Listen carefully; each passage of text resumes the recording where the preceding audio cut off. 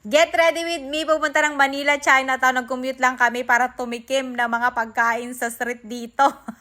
Ito yung nakita namin, yung dragon fruit na punong-puno ng kondensada na matamis.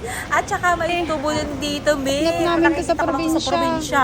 May tubo rin dito, mahal ha.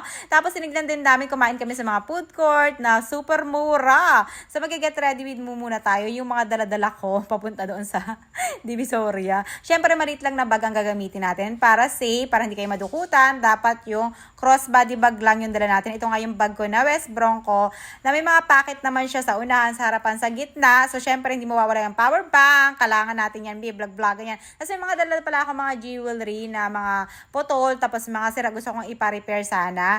And then, ayan na nga yung ating bag. O, diba, safe na safe yan kapag ka ilalagay mo siya sa iyong body lang para, alam mo yon, iwas dukot. So, ganyan ang pormahan kapag pupunta kayo ng Divisoria.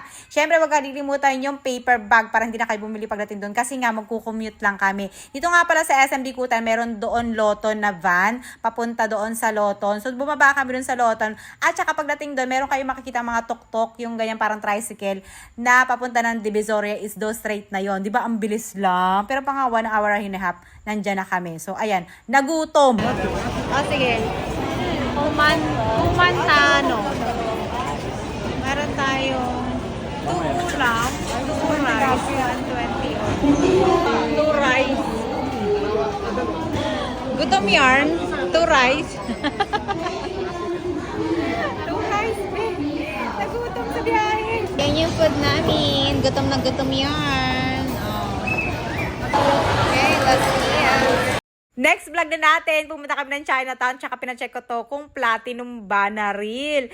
So, yun lang muna.